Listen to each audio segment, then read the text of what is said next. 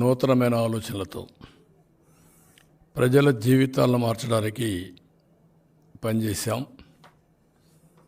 దానివల్ల ఫలితాలు కూడా రాష్ట్రంలో చేసినటువంటి కార్యక్రమాల వల్ల దేశానికి కూడా ఎప్పటికప్పుడు ఒక స్ఫూర్తినిచ్చాం. అదేవిధంగా రాజకీయాల్లో ధనవంతులు లేకుంటే ల్యాండ్ లార్డ్స్ ఇలాంటి వాళ్ళు కాదు, విద్యావంతులు రావాలి, నీతిమంతులు రావాలి, సామాజిక న్యాయం జరగాలి, గ్రాస్ రూట్ నుంచి నాయకత్వం రావాలి అనే ఉద్దేశంతో ముందు పోయిన పార్టీ తెలుగుదేశం పార్టీ. 82లోనే పెద్ద ఎత్తున ఎత్తికి సామాజిక న్యాయం చేశాం, బడుగు బలహీన వర్గాలకు న్యాయం చేశాం. అదే సమయంలో రాజకీయ చరిత్ర లేనటువంటి వ్యక్తుల్ని, చదువుకున్న వ్యక్తుల్ని ఆ రోజు ఎమ్మెల్యేలుగా ఎంపీలుగా చేశాం.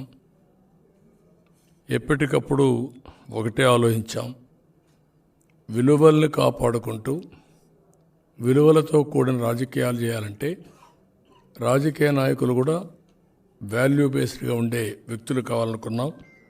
అది ఎప్పటికప్పుడు సాధిస్తూ వచ్చాం.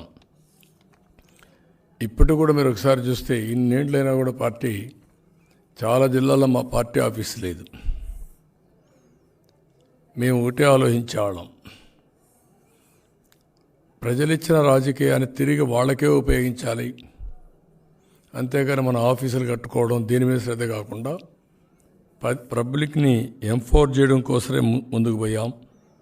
అందుకే ఎక్కడ తెలుగుదేశం పార్టీ ల్యాండ్స్ తీసేసుకోవడం, ప్యాలెస్లు కట్టడం ఇలాంటి కార్యక్రమాలు కూడా చేయలేదు. మా నేతలు ఎప్పుడు కూడా ప్రజలంటే భయం, కన్సర్న్, ఇంకొక పక్క ప్రజలంటే కమిట్మెంట్తో పనిచేశారు. ఇప్పుడు కూడా అదే దీక్షతో ముందుకు పోతున్నారు. ఈరోజు నా ఉద్దేశం, తెలుగు జాతిలో తెలుగుదేశం పార్టీ ఒక భాగం. మనం అందరం ఎప్పుడైనా ఒకసారి రెఫర్ చేసుకోవచ్చు అనుకుంటే, తెలుగు జాతి తెలుగుదేశం రాకమునుపు, పూర్వం తర్వాత అనే రెఫరెన్స్ వచ్చే పరిస్థితి వస్తుంది. ఒకప్పుడు తెలుగు జాతికి ఉనికి ఉండేది కాదు, మదరాసి అని పిలిచేవాడు. అక్కడి నుంచి ప్రారంభించిన పార్టీ ఇది. తెలుగువారి ఆత్మగౌరవాన్ని ప్రపంచం మొత్తం చాటి చెప్పిన పార్టీ. ఆత్మవిశ్వాసంతో పోతే ఏదైనా సాధించగలుగుతాం చేసిన పార్టీ. అందుకనే ఈరోజు చూస్తే ఇండియా నుంచి ఒక ప్రోగ్రెసివ్ థింకింగ్తో ప్రపంచం నలుమూలలకు వెళ్ళగలిగారు. ఇండియన్స్ వెళ్ళారు, అగ్రభాగాన్ని తెలుగు వాళ్ళు ఉన్నారు, అది కూడా నాలెడ్జ్ ఎకానమీలో ఉన్నారు. ఎప్పుడు కూడా నేను ఆలోచించేది ఏంటంటే,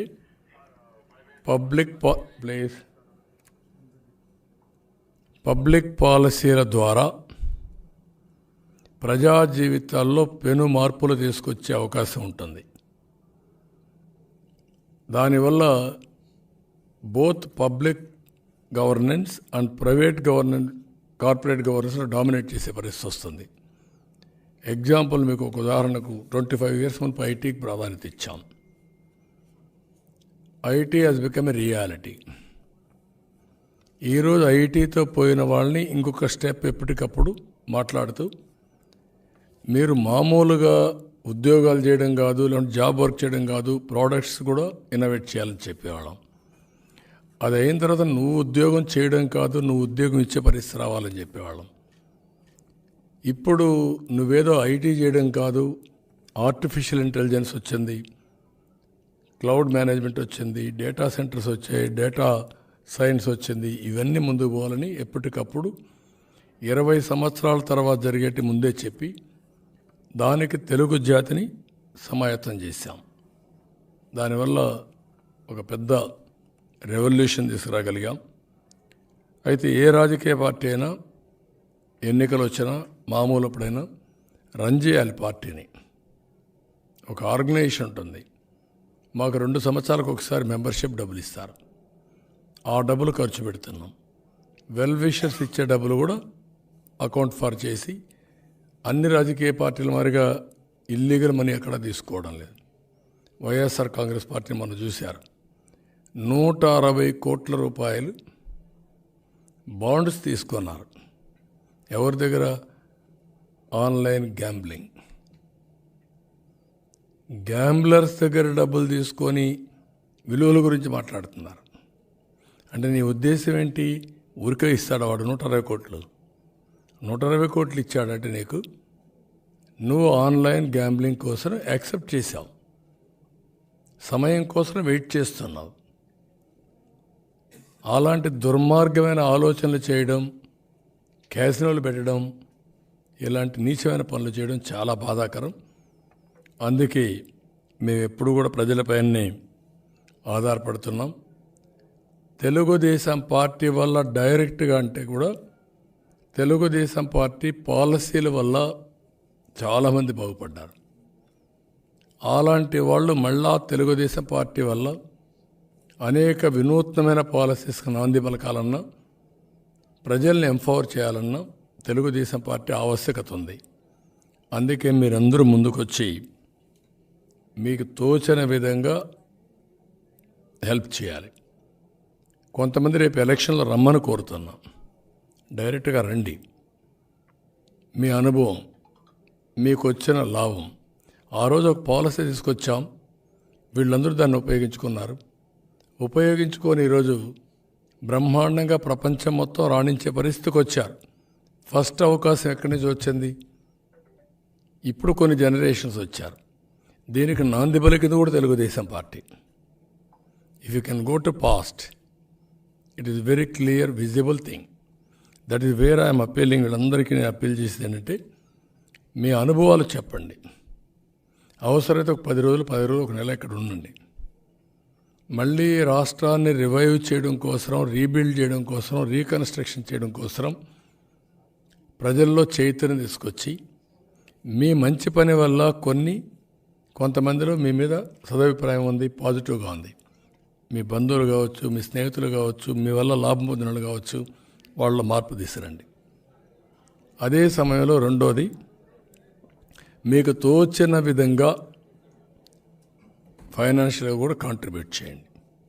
అది 100 రూపాయలు కావచ్చు, 1000 రూపాయలు కావచ్చు, ఎంతైనా కానీ మీరు చేయండి. అది మీరు చేసి మీకు వెరీ సింపుల్గా ఈరోజు TDP for Andhra.com అనేది మీరు ఒకసారి వెళ్తే QR కోడ్ కూడా పెట్టాం. ఒకప్పుడు QR కోడ్ తెలిసేది కాదు, నేనే పాపులరైజ్ చేశాను డిజిటల్ కరెన్సీ అప్పుడు ఫస్ట్ టైం. అక్కడి నుంచి స్టార్ట్ చేస్తే ఇప్పుడు QR కోడ్ అనేది మామూలుగా ఎవ్రీవేర్, టీ స్టాల్ దగ్గర నుంచి, కిరాణా కొట్టు దగ్గర నుంచి, తోపుడు బండ్ల దగ్గర నుంచి ఒక మామూలు అయిపోయే పరిస్థితి వచ్చింది. అందుకని దీన్ని గూగుల్లో మీరు కానీ సెర్చ్కి వెళ్తే TDP for Andhra.com ఆటోమేటిక్గా వస్తుంది. అక్కడి నుంచి మీరు చేయాల్సిన పని, ఇందులో నుంచి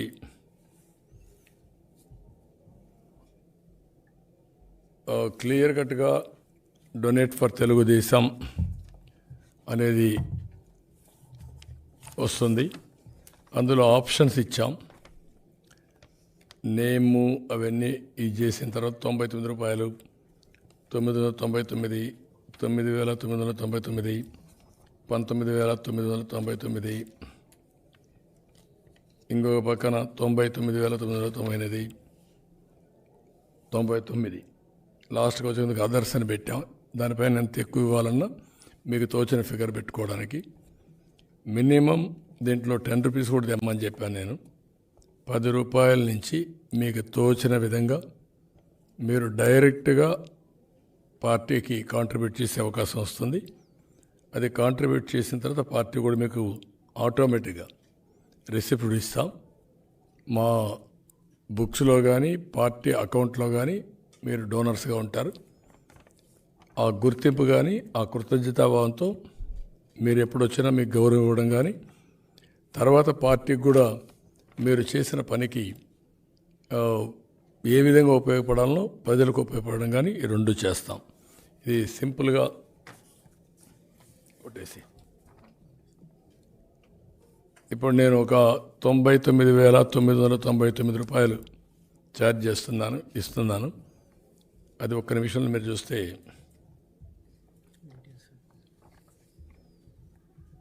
నారా చంద్రబాబు నాయుడు,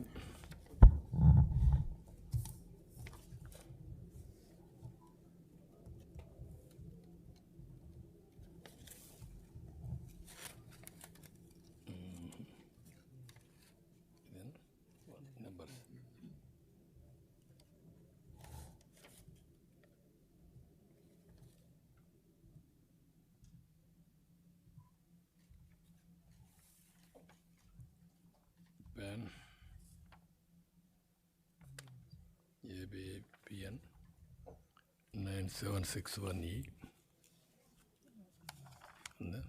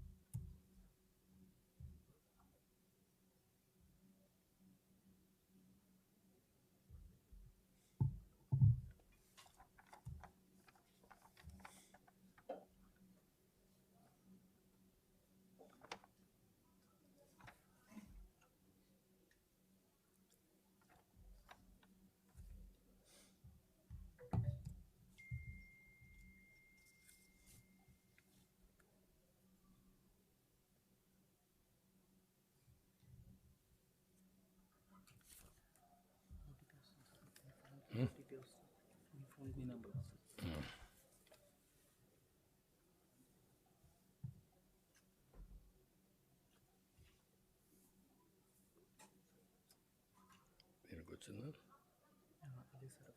ఇదే కదా?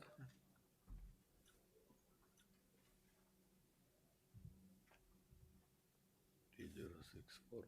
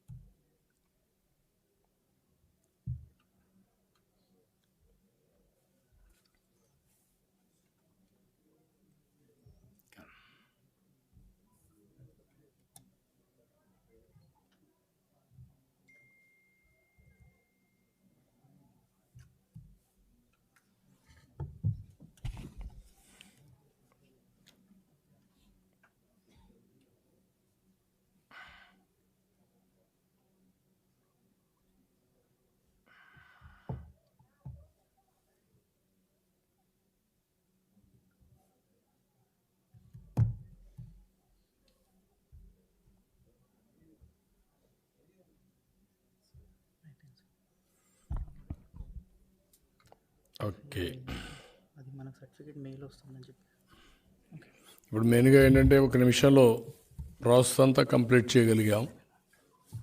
ఇప్పుడు నేను డొనేట్ చేసినటువంటి 99,999 రూపాయలు అకౌంట్కి ఆటోమేటిక్గా వెళ్ళింది. నాకు రిసిప్ట్ కూడా అక్నాలజ్మెంట్ వచ్చింది. ఇక్కడ నేను మిమ్మల్ని కోరేది ఏంటంటే అందరినీ, ప్రజలందరినీ మీరు డొనేట్ చేయండి. ఈ ఫండ్స్ విషయంలో కూడా ప్రమోట్ చేయండి. ఒక స్పాన్సర్ ఇంకొక స్పాన్సర్ని, ఒక వ్యక్తి ఇంకొక వ్యక్తిని మీరు చెప్పండి. చెప్పి ఎక్కడికక్కడ మీరు కూడా ప్రమోట్ చేయాల్సిన అవసరం ఉంది. ఇందులో ఎన్ఆర్ఐస్కి కూడా ఆల్ ప్రికాషన్స్ తీసుకున్నాం. వాళ్ళ అవసరమైతే ఏ విధంగా పే చేయాలి నిబంధనలు ఏమున్నాయి, ఎన్ఆర్ఐ పేమెంట్లకు అంతా కొన్ని రిస్ట్రిక్షన్స్ ఉంటాయి, అవన్నీ ఏ విధంగా ఇది చేయాలో ఫస్టే వెరిఫై చేసాం. ఆల్ పర్మిషన్స్ ఉన్నాయి. వాళ్ళు వచ్చినప్పుడే వాళ్ళు డొనేషన్స్ కూడా వెరిఫై చేసిన తర్వాత if they are eligible then only will accept. అలాంటి కండిషన్స్ అన్నీ పెట్టి ఇందులో చేయడం జరిగింది. ఇది ఫైనల్గా నేను ప్రతి ఒక్కరిని ఒకటే కోరుతున్నా, ఈ రాష్ట్రం ప్రజలు గెలవాలి, రాష్ట్రం నిలబడాలి. ఈ పోరాటంలో మేమందరం కలిసామంటే దానికి కూడా ఒక మీనింగ్ ఉంది, ఒక పర్పస్ ఉంది. 3 రాజకీయ పార్టీలు సమైక్యంగా ముందుకొచ్చి ఎలాంటి స్వార్థం లేకుండా ఈ రాష్ట్రాన్ని కాపాడుకోవాలి అనే ధ్యేయంతో మేము ముగ్గురం కలిసి ముందుకెళ్తున్నాం. ఈ సందర్భంగా ఎవరైతే ఈ రాష్ట్రం మీద అభిమానం ఉండే ప్రతి ఒక్క వ్యక్తి ముందుకు రావాలి. మళ్ళీ ఈ రాష్ట్రాన్ని కాపాడుకోవడంలో మీ యొక్క కాంట్రిబ్యూషన్ ఉండాలి. ఆ కాంట్రిబ్యూషన్ అనేది మీరు రాలేకపోతే ఆర్థికంగా చేస్తారా, వచ్చి ఆర్థికంగా హెల్ప్ చేస్తారా, ఒక నెల ఇక్కడే ఉండి ఇంటింటివి పనిచేస్తారా, ఓటేస్తూ 10 రూపాయలు కూడా కాంట్రిబ్యూట్ చేస్తారా? ఈరోజు రాష్ట్రంలో నష్టపోని వర్గం అంటూ లేదు, నష్టపోని వ్యక్తి కూడా లేడు. ఇప్పుడు నేను చూస్తే చాలా భయంకరంగా ఎవరైనా పాపం 10 రూపాయలు ఎప్పుడన్నా ఎలక్షన్లో ఇచ్చేవాడు కూడా ఈసారి ఇవ్వలేని స్థాయికి వెళ్ళిపోయారు. అంటే దానికి కారణం ఏంటంటే ఇతను చేసే దౌర్జన్యం, అరాచకాలు. రెండోది, ఈ రాష్ట్రంలో ఒకే ఒక వ్యక్తి బాగుపడ్డాడు, 5 కోట్ల మంది నష్టపోయారు. 5 కోట్లలో ఇతను ఒక్కడే తప్ప ఎవ్వరికి లాభం రాలేదు. జెన్యున్గా న్యాయపరంగా జరిగే ఇష్యూస్ కూడా జరగలేదు. అది వ్యాపారం కావచ్చు, కాలేజీలు కావచ్చు, లేకపోతే చిన్న చిన్న షాపులు కావచ్చు, అగ్రికల్చర్ కావచ్చు, లేకపోతే అక్వాకల్చర్ కావచ్చు, హార్టికల్చర్ కావచ్చు, ఏదైనా కానీ కడాన్ అన్ఎంప్లాయీస్ కావచ్చు, అందరూ నష్టపోయారు. ఆ పరిస్థితిలో ఈ రాష్ట్రం ఉంది. ఏదేమైనా ఎవ్వరు కూడా నమ్మకాన్ని పోగొట్టుకోకుండా మళ్ళీ మనం రీకూప్ అవుతాం. ఇది బాధ్యత. రైట్ డైరెక్షన్లో దేశం అంతా ముందుకు పోతూ ఉంటే పాజిటివ్గా, అగ్రెసివ్గా దేశాన్ని ముందు తీసుకుపోయే సమయంలో మన రాష్ట్రం రివర్స్ గేర్లో రివర్స్ తీసుకుపోయే పరిస్థితికి వచ్చారు. నేను ఎన్నో ఎలక్షన్లు చూశాను, ఎన్నోసార్లు ఎలక్షన్లో ఉన్నాం. నా జీవితంలో ఎప్పుడూ చూడనటువంటి ఫ్రస్ట్రేషన్ ప్రజల్లో ఉంది. ఇప్పుడు ఆ పిల్లలను చూశారు. ఇలాంటి పిల్లల్లో ఎంత ఆవేదన ఉందంటే, నేను విలేజెస్ విజిట్ చేస్తే, టౌన్స్కి వెళితే ఉమెన్, చిల్డ్రన్ ఏకపక్షంగా, అంటే ఎవ్వరికి అర్థం కాని ఒక భయం ఉంది, ఆందోళన ఉంది. ఈ పిల్లల భవిష్యత్తు ఏమవుతుంది, వీడికి ఉద్యోగాలు వస్తాయా, చదువు విషయం ఏమవుతుంది. ఇప్పటికే ఏదైతే ఇతను తిక్క సమాచారంతో ఇష్టానుసారంగా చేశాడో ఎడ్యుకేషన్ స్టాండర్డ్స్ పడిపోయినాయి. Is talking about English medium. English medium తెలియని వాళ్ళు ఎవరు లేరు. ఇంగ్లీష్ నేర్చుకోగలుగుతాం కానీ నాలెడ్జ్ని నేర్చుకోలేం. ఫండమెంటల్గా ఆలోచించాల్సింది. అందుకే ప్రపంచం మొత్తం ఎడ్యుకేషన్ అంతా కూడా, ప్రైమరీ ఎడ్యుకేషన్ అంతా మదర్ టంగ్లో చేసుకొని, తర్వాత ప్రొఫెషనల్ ఎడ్యుకేషన్ కానీ స్పెషలైజేషన్ కానీ ఇంగ్లీష్ కూడా ప్రాక్టీస్ చేసి, బికాస్ ఇంటర్నేషనల్ లాంగ్వేజ్ కాబట్టి పోతారు. ఇది రివర్స్ అయింది. రెండోది, ఈరోజు మీరు చూస్తే ఏ ఊరిలో కూడా రంగులు కొట్టేదానికి ఇచ్చే ప్రాధాన్యత క్వాలిటీకి ఇవ్వాలి. రంగులు కొడితే చూడడానికి ఆనందంగా ఉంటుంది, దాంతో క్వాలిటీ రాదు. ఇక్కడుండే ఈరోజు ప్రపంచంలో ఉండే తెలుగు వాళ్ళందరూ చదువుకున్నది గవర్నమెంట్ స్కూల్సే, లేకపోతే ఎయిడెడ్ స్కూల్స్. ఇప్పుడు అన్నీ పోయినాయి. ఎయిడెడ్ స్కూల్స్ పోయినాయి, గవర్నమెంట్ స్కూల్స్ 2వ తరగతి అవుతానే 3వ తరగతికి 3-4-5 కిలోమీటర్లు వెళ్ళే పరిస్థితి వచ్చింది. దాంతో గర్ల్స్ అయితే ఆటోమేటిక్గా డ్రాప్ అయిపోతున్నారు. జనరల్గా ఎప్పుడైనా సరే ఎడ్యుకేషన్ డోర్ స్టెప్ దగ్గర అవైలబిలిటీనే చదువుతారు. ఇట్లా ఒక వ్యవస్థ కాదు. ఇరిగేషన్ ఈసారి నీళ్లు లేవు తాగడానికి. లీవలోని సాగునీరు కాదు, తాగునీరు. అలాంటి దారుణం 3 నెలల్లో కరెంటు ఉత్పత్తి చేసుకోవచ్చు మనం. సోలార్ అలాంటిది కరెంటు కోతలు. ఒక భయంకరమైన పరిస్థితి, చాలా దారుణమైన పరిస్థితి. అందరం కలవాల్సిన అవసరం ఉంది. అన్ని ఒక మాట చెప్పాలంటే ఒక్క సీటు కూడా వీళ్ళు గెలవడానికి వీలు లేదు. అన్ని ఘోరాలు, అన్ని పాపాలు, అన్ని నేరాలు చేశారు.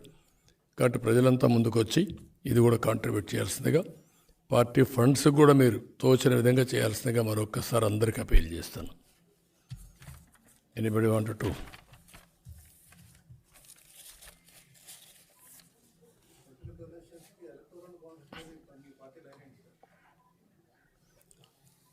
ఫస్ట్ నుంచి కూడా నేను చాలా స్పష్టంగా ఉన్నాను. మా పార్టీ కూడా స్పష్టంగా ఉంది. ఎలక్ట్రల్ బాండ్స్ అనేది ప్రాసెస్లో వచ్చిన ఒక డెవలప్మెంట్. ఒరిజినల్గా మేమందరం డిబేట్ చేసింది గవర్నమెంటే ఫండింగ్ ఇస్తే ఎట్లుంటుంది, లోకల్ బాడీస్ కూడా ఆలోచించాం. ఒక లిమిటెడ్ ఫండ్ ఇవ్వడం, దాని మీద చేయాలని. అది ప్రాక్టికాలిటీస్ కూడా స్టడీ చేశాం. కానీ దాన్ని కంట్రోల్ చేయగలుగుతామా అనే ఆలోచన కూడా ఉంది. ఈరోజు అమెరికా లాంటి డెమోక్రసీలో కూడా పొలిటికల్ బాండ్స్, పొలిటికల్ డొనేషన్స్ అనేటివి legally permissible, but checks and balances and transparency అది వాళ్ళు తీసుకొచ్చారు. Best democracy in the world, India also biggest democracy in the world.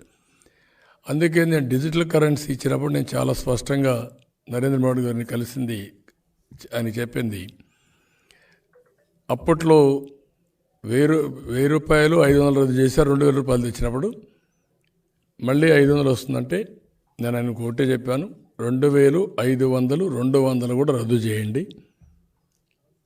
Go fully digital currency. Digital currency should be cost effective compared to physical currency. Physical కరెన్సీలో వ్యారంటీర్ ఉంది, security ఉంది, transportation ఉంది, ఇవన్నీ ఉన్నాయి. ఇక్కడ డిజిటల్ కరెన్సీలో ఫ్రీక్వెన్సీ వాడుకోవాలి, ఆన్లైన్లో అలాంటి కొంత కాస్ట్ ఉంది. Compare to that cost this is less. అయితే దీనివల్ల ఒక పెద్ద అడ్వాంటేజ్ ఏంటంటే tracking will be very easy. రెండోది, వీళ్ళు చేసే ఫ్రాడ్ 200, 2000, 3000, 5000 పంచడం, ఈ పంపకాలు ఆగిపోతాయి. ఈ పంపకాలు ఆగిపోతే సర్వీస్ ప్రియారిటీ వస్తుంది, డెవలప్మెంట్ ప్రియారిటీ వస్తుంది, వెల్ఫేర్ ప్రియారిటీ వస్తుంది, గవర్నమెంట్ కూడా డబ్బులు ఎక్కువ వస్తాయి. అది కూడా తొందరలో వస్తుందని ఆశిస్తున్నా. అది వస్తే చాలా వరకు ఎలక్షన్స్లో ప్రచారం ఒక భాగం అయితే ప్రలోభాలు పెట్టడం ఇంకొక భాగం. ప్రలోభాలు కాకుండా సేవాభావంతో పనిచేసే దాన్ని మనం ప్రోత్సహిస్తే ఆటోమేటిక్గా లాంగ్ టర్మ్లో మనం అనుకున్న ఆబ్జెక్టివ్స్ అన్నీ, ఏదైతే నేను ఇప్పుడు మాట్లాడే జీరో పావర్టీ నేషన్గా తయారు కావడానికి ఇండియాకి చాలా అవకాశాలు ఉన్నాయి.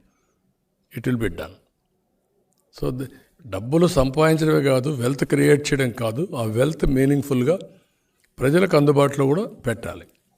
అట్లా కాకుండా కొంతమందే పరిమితం అయిపోయి ఒక 20 లక్షల కోట్లు, 10 లక్షల కోట్లు ఒక ఫ్యామిలీకి ఉంటే మిగిలినోడు తినడానికి 3 పూటలు తిండి లేకుండా ఫర్ డే 400, 300 కూడా సంపాదించిన పరిస్థితిలో ఉన్నారు. ఇది కొంచెం ఆలోచించాలి. దానికోసం నేనేం ఒకటే చెప్పాను, people as capital. As on today land as capital. విలేజెస్లో మీరు చూస్తే ల్యాండ్ లార్డ్ అనేవాడు పెత్తనం ఉంటుంది, ఆయన ల్యాండ్ పైన ఊరంతా ఆధారపడతారు. ఆ ల్యాండ్ లీజుకి ఇవ్వడం, టెనెంట్స్కి ఇవ్వడం, లేకపోతే ఆయన చేస్తే కూలోళ్ళు వెళ్ళడం, దిస్ ఆర్ ఆల్ ఇష్యూస్.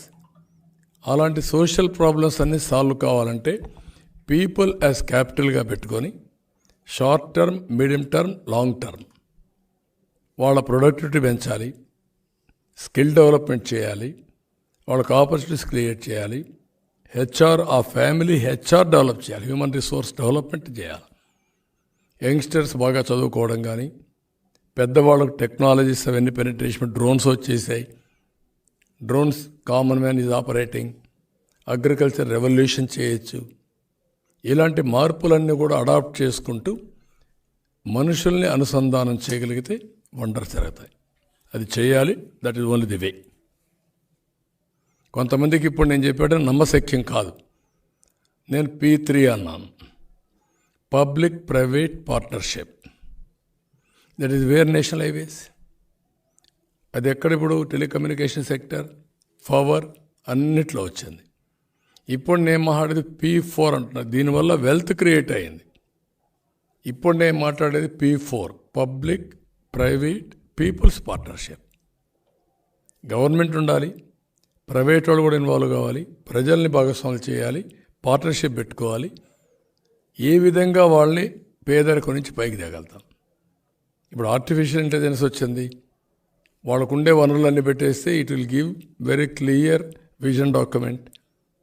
వాళ్ళు ఆ ప్రైవేట్ మెంటర్ అనే అతను ఇద్దరు కూర్చుంటే they can prepare action plan. ఇవన్నీ చేయడానికి చాలా ఆలోచనలు ఉంటాయి.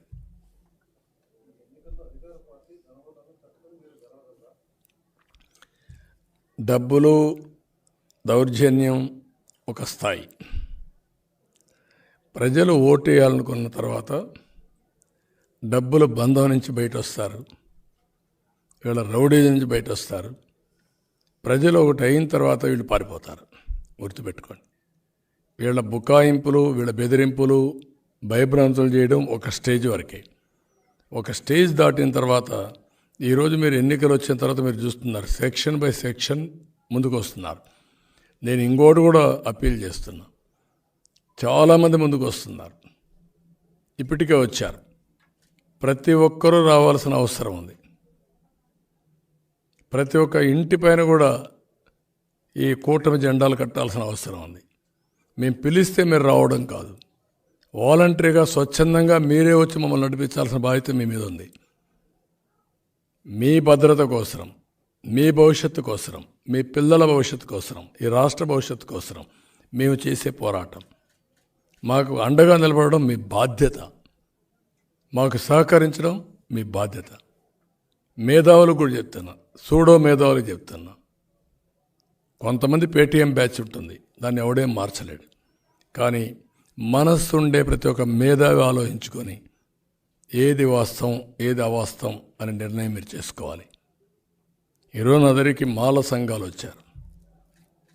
వాళ్ళు క్లియర్గా 5 ఏళ్లలో మేము చాలా నష్టపోయాం, మీరు చాలా ప్రోగ్రామ్స్ ఇచ్చారు, మేము బేషరతుగా మీకు సపోర్ట్ చేస్తాం అని వాలంటరీగా స్వచ్ఛందంగా మాల సంఘాలన్నీ వచ్చాయి. అదే మరి మైనారిటీస్ వచ్చారు. నేను ఒకటే చెప్పాను అందరికీ, అభ్యుదయ భావాలు మీకు ఉన్నాయి, మీరు ఆలోచిస్తున్నారు. అయితే కింద నుండే వాళ్ళని మోసం చేస్తున్నారు. అందుకే ఈరోజు వాలంటీర్కి కూడా ఒక పిలిపిచ్చాను. మీరు ఇచ్చే వాళ్ళు ఇచ్చే 5,000కు ఇది అయ్యి నేరాలు ఘోరాలు చేసి మీ భవిష్యత్తు నాశనం చేసుకోవద్దండి. ఎంట్రీ పాయింటే 10,000 రూపాయలు ఇస్తాం, భవిష్యత్తులో మీ స్కిల్ డెవలప్మెంట్ చేస్తాం.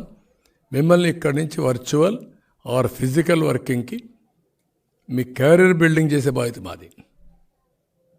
వాళ్ళని కూడా చూస్ చేసుకోమన్నాను. కానీ ప్రతి ఒక్కరికి నేను ఎవ్వరు కూడా ఉద్యోగస్తులు కానీ, రిటైర్డ్ ఎంప్లాయీస్ కానీ, సంఘాలు కానీ, కూటమి చాలా స్పష్టంగా సాధ్యమయ్యే పనులన్నీ చేస్తాం. అన్యాయం జరిగినందరికీ న్యాయం చేస్తాం. మీ భవిష్యత్తులో కూడా ఎవ్వరికి రాగద్వేషాలకు అతీతంగా మేము పనిచేస్తాం.